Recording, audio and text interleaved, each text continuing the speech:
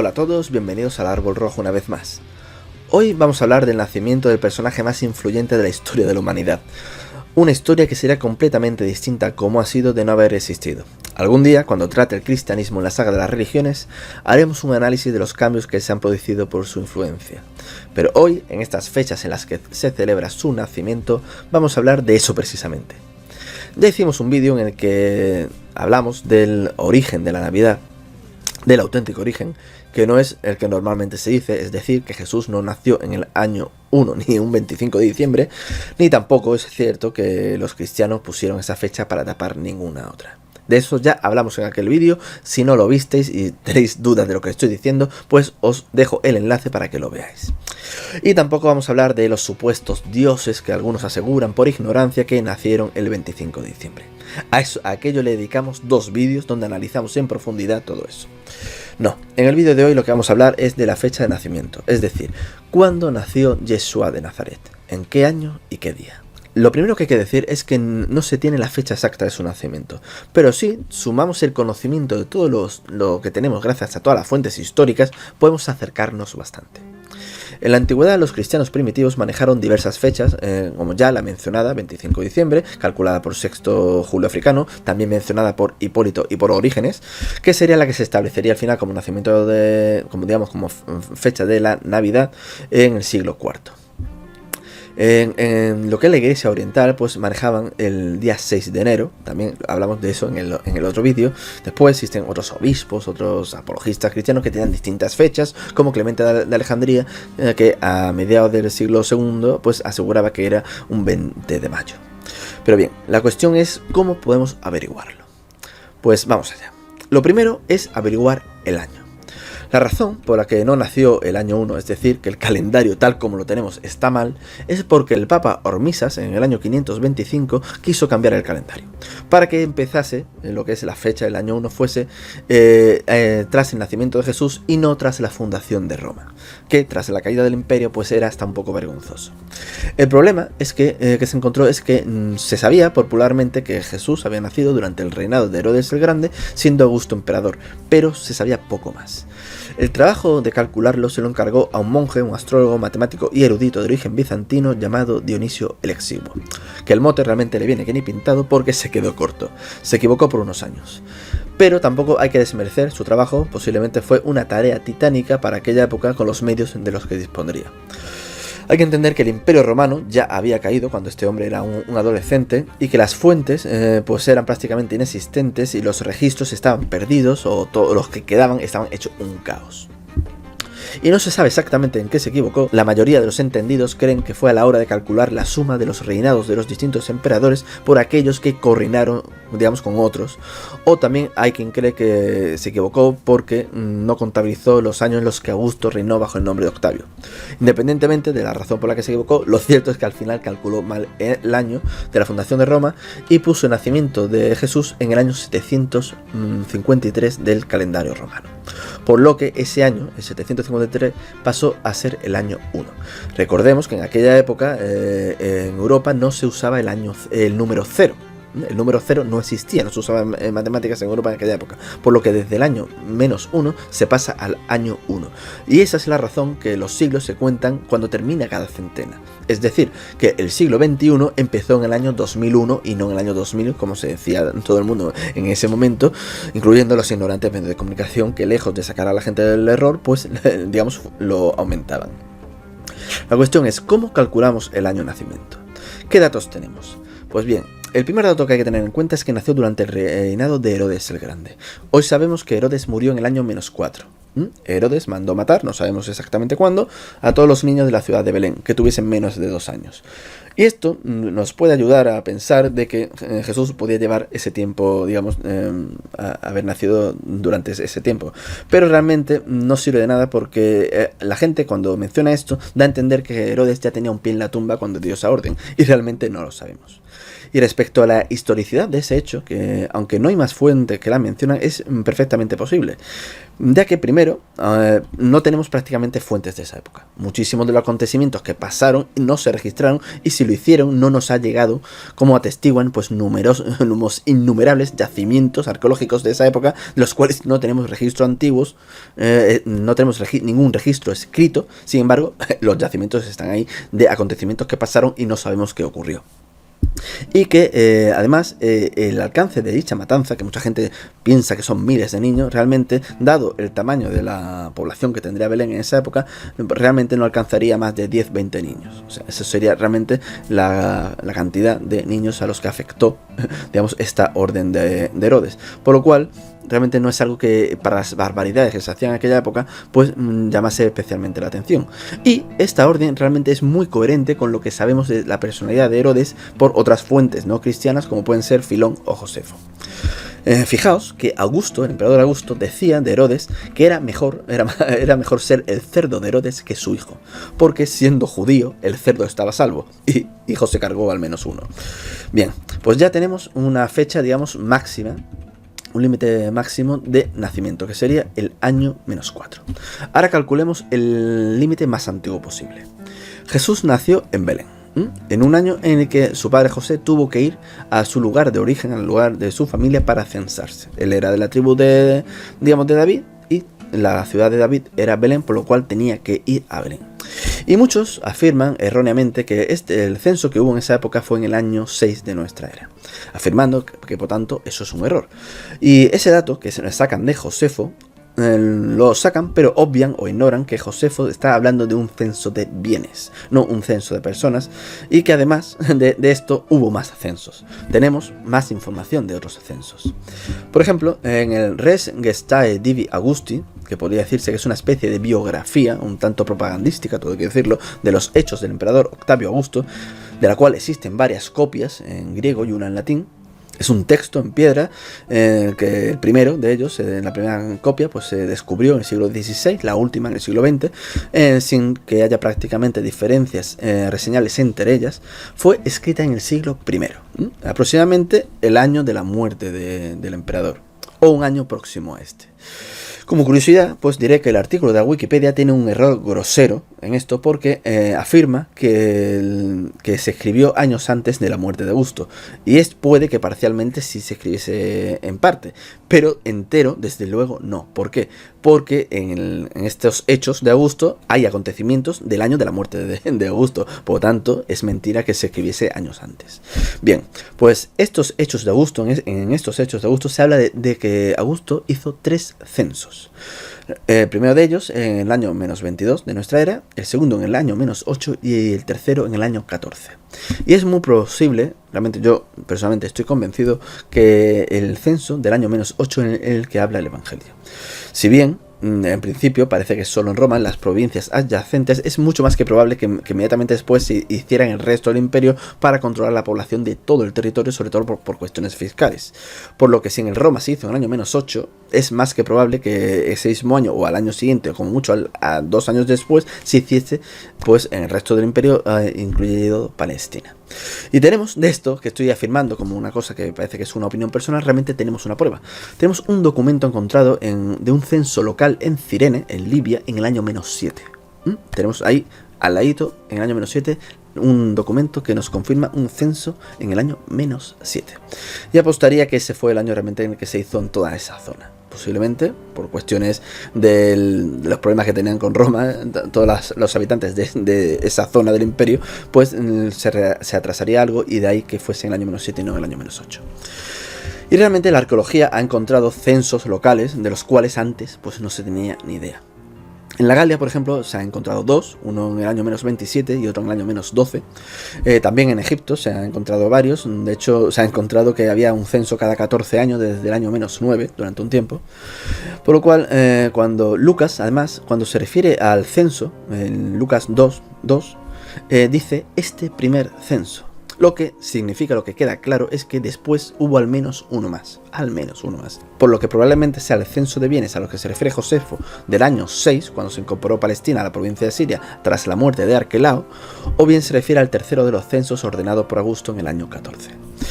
Y hay también quien ha afirmado que no es cierto que naciese en Belén, y la prueba que dan, o en lo que se basan, es que se conocía a Jesús como Jesús de Nazaret y no Jesús de Belén. Y esto realmente es una estupidez. Para cualquiera que sepa algo de historia, pues sabe que esto no tiene sentido. Porque la gente no tiene por qué conocerse por su lugar de nacimiento, sino por el lugar en el cual estaba cuando se hace popular. Así tenemos, por ejemplo, a Ireneo de Lyon, que no nació en Lyon. Nicolás de Bari, quien es Santa Claus, del cual hicimos otro vídeo, que también recomiendo. Pues es que Nicolás de Bari ni siquiera, no es que no nació en Bari, es que ni vivió en Bari, ni pisó Bari jamás en su vida. Realmente allí solo descansan sus restos y se le conoce como Nicolás de Bari. En vida se le conoció como Nicolás de Mira, porque era obispo de Mira, pero tampoco nació en Mira, nació en otro pueblo, en Kaptara creo que era, en Turquía. Y como digo, tenemos muchos más casos. Por ejemplo, Escipión, el africano, no era africano. También se le llamó Escipión el Numantino, y tampoco era de Numancia. Se le pusieron estos nombres por sus conquistas. Pero es que esto se hace incluso hoy en día. Por ejemplo, a los futbolistas. A Messi, en más de una ocasión, se han referido a él como el jugador barcelonés, cuando ni siquiera es español, pero juega en el Barcelona. Por lo que se conociese a Yeshua como Yeshua de Nazaret no tiene que significar para nada que naciese allí, sino que allí vivió la mayor parte de su vida o vivía allí cuando se empezó a dar a conocer. El dato que nació en Belén no es un añadido posterior.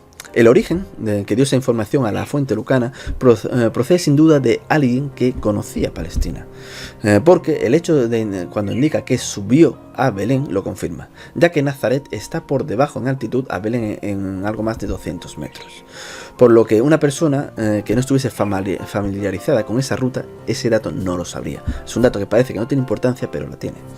Además que el nacimiento en Belén es el único dato común entre las dos fuentes distintas, que aunque normalmente se tengan en el mismo libro, lo que es el Nuevo Testamento, realmente son dos libros distintos, son dos fuentes distintas, Mateo y Lucas. Y el único dato en el que coinciden es precisamente en ese. Normalmente, para un historiador, que una fuente dé un dato cuando ninguna otra fuente la contradice es siempre más que suficiente para darla por cierto. Y en este caso no lo da una fuente, lo dan dos fuentes. Por lo que es ridículo hacer en este caso una excepción a lo que se hace con el resto de personajes históricos simplemente por ser quien es. Y quienes aseguran que es absurdo que José tuviese que ir a censarse a Belén, que no era necesario para empadronarse, que tenía que haberlo hecho en su lugar de residencia en ese momento, pues no están al tanto de los descubrimientos arqueológicos que tenemos. Porque tenemos dos fuentes distintas no cristianas que precisamente nos confirman este hecho. Uno de ellos es el papiro Londres 904, encontrado en Egipto. Nos habla de instrucciones para realizar el censo, un censo que se hizo en el año 104. E indica textualmente, os leo: a causa del censo que se aproxima, es necesario que todos los que, por cualquier causa, residan fuera de sus hogares, se preparen de inmediato para volver a sus respectivos distritos, con el fin de que puedan completar el registro familiar de empadronamiento y que las tierras de cultivo que puedan retener a los que pertenezcan a ellas. Esto demuestra que tenían que viajar a la tierra de su familia. Otra fuente más. Gallo Vivio Máximo, prefecto de Egipto, nos dice lo siguiente: visto que el tiempo ha llegado para el censo casa por casa, es necesario obligar a aquellos que por alguna causa estén viviendo fuera de sus provincias a regresar a sus propios hogares, de manera que cumplan la orden regular del censo, y también atiendan con diligencia el cultivo de sus lotes. Plinio y Tácito nos dan referencia a censos en el año 35, en el 48, en el 61, en el 74. Y vemos de este modo que lo hacían cada pocos años. Y tenemos estas referencias y las otras referencias, como estos que he mencionado, como el de la Galia, que no aparecían en las fuentes clásicas y muchas son de carácter local. Además, que José estuviese con su familia viviendo en Nazaret no significa que no fuese algo temporal, para José al menos, porque eran constructores. La mayor parte de sus bienes, si tenían, podían estar perfectamente en la ciudad de la cual era originaria su tribu, es decir, en Belén.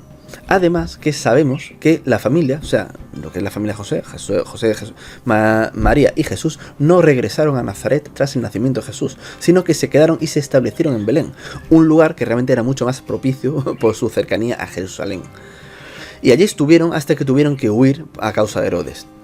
Después volvieron a Nazaret, pero eso fue años después. Y también tenemos otro papiro censal del año 45 que nos demuestra que podía ir perfectamente toda la familia, por lo cual explica que María le acompañase. Por lo que queda, creo que más que demostrado que el nacimiento en Belén es perfectamente algo histórico. Y más cuando no tenemos realmente ninguna fuente que lo contradiga. Una vez más, realmente las fuentes evangélicas se confirman como que los datos históricos que dan son rigurosamente ciertas. Relatan unos acontecimientos que eran desconocidos por otras fuentes durante muchísimos siglos, y los descubrimientos arqueológicos nos confirman de que dan muchísimos datos históricos reales. Así que ya tenemos una franja establecida entre el año -4 y el año -7.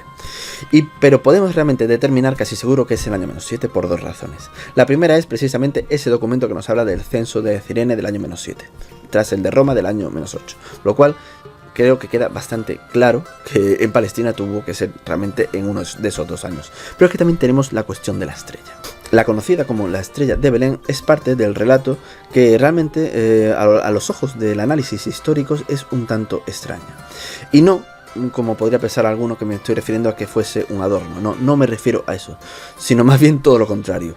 Que es difícil de explicar porque realmente es algo perjudicial, de no ser cierta, para el propósito que tiene el texto. Me explico. El relato evangélico de Mateo, donde viene la mención a la estrella, iba dirigido pues para convencer a los judíos. Y esto, algo lejos de ser beneficioso para conseguir seguidores, era realmente muy perjudicial, porque en ese momento histórico, a diferencia de lo que ocurrió después del judaísmo talmúdico, siglos después, que se desarrolló siglos después, y sobre todo a partir de la Edad Media, para los judíos del siglo I la astrología era algo horrible y deleznable. Hablar de unos magos astrólogos a unos judíos era del todo contraproducente si querías conseguir su interés.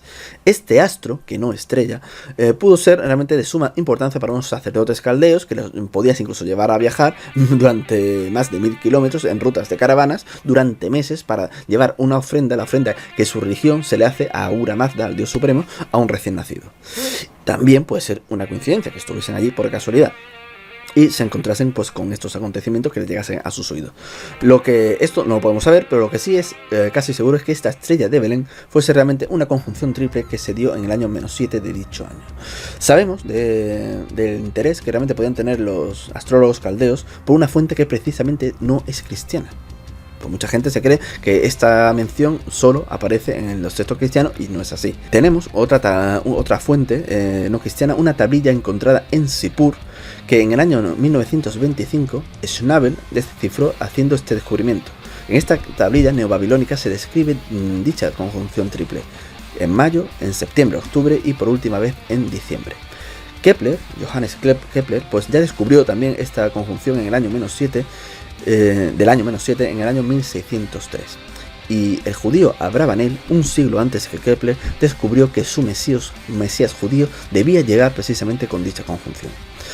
Hoy día, gracias al preciso cálculo matemático que disponemos, pues sabemos que esta conjunción se dio, y concretamente el día 29 de mayo la primera, el 29 de septiembre la segunda y el 5 de diciembre la tercera. Una conjunción parecida, pero no la misma, la hemos tenido hace tan solo unos días, el pasado 21 de diciembre, que ha sido una conjunción de Júpiter y Saturno en Acuario. Aquella fue en Piscis, la que tenía que ser, según los judíos, para que llegue su Mesías, tiene que ser Saturno y Júpiter en Piscis. Y esta conjunción triple ocurre cada 800 años más o menos. Por lo que realmente para el tema que nos ocupa, en mi opinión, esta conjunción es el fenómeno astronómico que señala el Evangelio de Mateo. Conjunción que tanto en su segunda como en su tercera aparición de haber estado en ese momento los magos en Jerusalén, la habrían visto señalándole exactamente la dirección de Belén, esto es hacia el sur y ligeramente hacia el oeste. Exactamente lo que dice el evangelista, creo yo realmente sin entenderlo, cuando afirman que la volvieron a ver y les precedió. Realmente no podemos ni mucho menos asegurar que estos sacerdotes se guiasen o no por dicha conjunción, pero su presencia sí es realmente probable, de que sea realmente histórica, por la elección de los regalos que dice el evangelista: oro, incienso y mirra. Esta elección de objetos no es fruto del azar, son las ofrendas que sabemos, gracias a los textos, sumerios, a las tablillas sumerias, que es la que la religión caldea, en la región caldea, es la ofrenda que se le hace al Dios Supremo, a la luz de la vida. Y esto es algo que el evangelista no podía saber, al igual que no supieron los cristianos posteriores, que le dieron una interpretación completamente distinta a estos regalos. Para los cristianos, los regalos eran el oro porque era rey, el incienso porque era Dios y la mirra porque era hombre. le daban esta interpretación a estos regalos. El origen real de estos regalos lo sabemos gracias a las tablillas, digamos, encontradas en Irak. Por lo cual es realmente muy posible que esta parte del relato sea cierta. Y lo que desde luego es indiscutible es la existencia ese año de la conjunción, que muchos siglos después el judío Abravanel descubriría que era la que tenía que producirse cuando llegase su Mesías. Así que yo al menos estoy bastante seguro de que es el año -7. Pues bien, ya tenemos el año. Ahora el día. ¿Cuándo? Eso es ya más difícil. La fecha exacta, según los datos históricos que tenemos, realmente no podemos averiguarlo. Lo que sí podemos establecer es un margen de error acotado, una franja del año en la que debió nacer. Los datos que nos dicen que los pastores fueron a ver Jesús recién nacido porque fueron avisados por una especie de aparición de algún tipo, pues bien, esto sea no un adorno, esto es una cuestión de fe en la que desde el punto de vista histórico no vamos a entrar, si nos da la información de que los pastores estaban, digamos, con los animales al aire, al raso. Pues bien, según el Talmud, esto solo se producía desde finales de marzo a finales de noviembre, por lo cual en los meses de diciembre a febrero la temperatura en Belén es realmente muy fría, incluso es normal que llegue a los 0 grados, y por los registros que tenemos de temperatura en aquella época hacía incluso un poquito más frío que ahora, por lo que pensar que una pareja con la mujer embarazada en un estado avanzado fuese a viajar con esas temperaturas en esa fecha es bastante absurdo, por lo cual tiene lógica que fuese entre abril y finales de octubre. Pero realmente esto de los pastores es algo anecdótico, no es importante para establecer, aunque todo el mundo lo menciona, siempre todo el mundo menciona esto de los pastores como para decir que no pudo nacer en diciembre, realmente esta no es la información importante que tenemos para establecer la fecha de nacimiento. Tenemos otros datos que son realmente mucho más importantes. Me explico. Sabemos que Zacarías era sacerdote del templo del turno de Abías. Los sacerdotes servían en 24 turnos, esto viene establecido en el libro de Crónicas del Antiguo Testamento, a razón de 2 mensuales, es decir, un turno cada 15 días. Bien, los datos que tenemos es que Gabriel se apareció a Zacarías, estando en su turno, que sería entonces cuando su mujer Isabel, que era estéril, concebería a su hijo Juan. Los sacerdotes servían en sus turnos correspondientes más 3 semanas más, en los que todos servían a la vez, que eran las semanas de Pascua, de Shavuot y de Tabernáculos. En esas 3 fiestas todos servían, en el resto del año pues por sus turnos. Bien, por el libro de Crónicas que ya he mencionado antes, sabemos que Abías era el turno octavo. Para los judíos el año empieza en primavera durante el mes de Nisan, o sea que aquí es donde hay que empezar a contar. El principio de este año judío puede, para nuestro calendario, puede variar por como ellos usan un calendario lunar y nosotros uno solar, puede haber hasta un error pues bastante importante, puede haber entre 15 y 30 días perfectamente de diferencia, por lo cual esto hay que tenerlo en cuenta, y es algo que realmente cuando la gente suele calcular esta fecha que yo voy a hacer ahora, no lo suelen tener en cuenta, y yo creo que eso es un error. Así que teniendo en cuenta, digamos, que el turno de Abías es el octavo desde el principio del año judío, pues esto nos lleva a que este suceso de Zacarías ocurriría entre mediados de mayo y mediados de junio. Si Zacarías estuvo y concibió con su mujer en esos días o al terminar su labor en el templo, es algo que realmente no podemos saber, porque no sabemos si ella estaba con él en Jerusalén o estaba en otra ciudad. Eso no nos lo dice el texto. Sabemos que Dios tenía otra casa en otro sitio, pero realmente no podemos saber a ciencia cierta si ella estaba con él en ese instante. Por lo cual tenemos que tener ese margen también de distintos días. Pero lo que sí sabemos seguro es que cuando Miriam, es decir, cuando María va a visitar a su prima Isabel, ya recién embarazada, Isabel estaba ya en su 6º mes de embarazo. Y tampoco tenemos claro si lo que nos dice es que ya habían pasado 6 meses desde su embarazo o que estaba transcurriendo en ese instante su 6º mes. O sea, eso se cuenta porque son unos cuantos días de diferencia. Por lo cuanto también hay que tener en cuenta también ese margen de error a sumar al margen de error anterior por la diferencia de calendarios. Por lo tanto, al hacer estos cálculos sabemos que esta visita de María a Isabel debió suceder entre noviembre y diciembre del año -8. Y yo personalmente me inclino más a la fecha de noviembre, precisamente por la razón del clima que hemos mencionado antes. En diciembre hace mucho más frío. María realmente estaba recién embarazada, no es tan complejo que fuese a visitarla en diciembre, pero es mucho más probable que fuese a visitarla en noviembre antes de la llegada del frío más extremo. Por lo cuanto, ya teniendo en cuenta estos márgenes de error que estamos tratando, Jesús debió de nacer, sumándole pues, los 9 meses de embarazo, las 40 semanas, entre mediados de agosto y mediados de octubre del año -7. Así que esta es la fecha en la que debió nacer, sin descartar incluso que pudiera ser antes, a principios de agosto o finales de julio. Y me explico, ¿por qué? Pues sencillamente porque Jesús pudo ser algo prematuro. Es posible que fuese 8 mesino o 7 mesino. No es algo realmente nada descartable, porque estoy convencido que Miriam pensaba que no había salido de cuentas cuando partieron hacia Belén. Pensaría que posiblemente aún tenía algún tiempo de margen. Pero, como ya hemos dejado realmente márgenes amplios entre mediados de agosto y mediados de octubre, yo por esta circunstancia veo más probable, estadísticamente, que sea más cerca del principio de este margen que hemos dicho que del final. O sea, yo creo que es más probable entre mediados de agosto y principios de septiembre. Otro dato que tenemos que tener en cuenta es que cuando los sacerdotes caldea, es decir, los magos, se presentan ante ellos, lo hacen en su casa, no en la cataluma donde nació. Cataluma es la palabra que se usa para lo que normalmente se conoce como pesebre. Las catalumas eran habitaciones que había en las casas de los judíos, donde se podía poner a los invitados, el ganado o también el grano, que en las casas normales pues estaban en los sótanos, y en las casas pudientes podían también estar en una planta superior, no cuando se metían los animales, sino para los invitados, obviamente. De hecho, la última cena también se produce en una cataluma de esta, que era como una habitación para invitados. Pues bien, José y María ya estaban establecidos en una casa cuando los magos los visitan. Posiblemente la huida hacia Egipto, a causa de Herodes, tuvo que ocurrir justo o al poco después de esto. Y también sabemos que Jesús había sido presentado en el templo, que esto ocurriría por costumbres judías los 40 días de su nacimiento, por lo cual realmente encaja perfectamente que este hecho de los magos ocurriese entre octubre y diciembre, siempre que naciese, pues, como digo, a mediados de agosto. Realmente, si os fijáis, dado esta cronología que hemos dicho, todos los acontecimientos que nos describen los dos evangelios encajan a la perfección de ese modo. Bien, y ahora, como anécdota ya que hemos establecido pues la fecha más probable, os voy a hablar de las fechas que actualmente a día de hoy pues manejan, se manejan realmente o más probablemente. Por un lado, durante la fiesta del Sukkot, de los tabernáculos. Esta fecha, que varía entre mediados de septiembre y mediados de octubre, este año que viene, por ejemplo, en 2021, se celebra entre el 21 y el 27 de septiembre, pues esta fecha la manejan muchísimos cristianos, sobre todo los evangélicos. ¿Y por qué llegan a esa? Por la simbología que conlleva. O sea, que Jesús, el Mesías, hubiese nacido en la fecha de los tabernáculos, en la fiesta de los tabernáculos, tiene, digamos, una importancia simbólica. Realmente no hay ningún dato histórico para confirmar que esto es así. Es realmente una cuestión de fe que ellos tienen.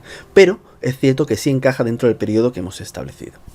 Y la otra fecha que se habla, digamos, de forma habitual, es la mencionada en los libros, los populares libros Caballo de Troya, de Juanjo Benítez. Y también en el libro de Urantia, que es el 21 de agosto. Esta fecha encaja también perfectamente con todo lo que hemos dicho. Desconozco realmente si Juanjo Benítez sabía de estos datos que hemos expuesto en este vídeo, cuando escribió las novelas de Caballo de Troya, pero como también es casi seguro que tomó esos datos del libro de Urantia, nos quedamos realmente pensando si aquellos que transcribieron el libro de Urantia estaban al tanto, porque por entonces, estamos hablando de los años 30 del siglo XX, esto que hemos estado diciendo no se sabía. Estos datos no eran conocidos en la época en la que se escribió el libro de Urantia, por lo cual realmente da que pensar y que cada uno saque sus propias conclusiones. Yo personalmente me inclino por la fecha del 21 de agosto. Así que ya terminamos. Si os ha gustado este vídeo, compartidlo, suscribiros al canal y darle a la campanita si no lo habéis hecho, y os deseo que paséis unas felices fiestas y nos vemos en el próximo vídeo.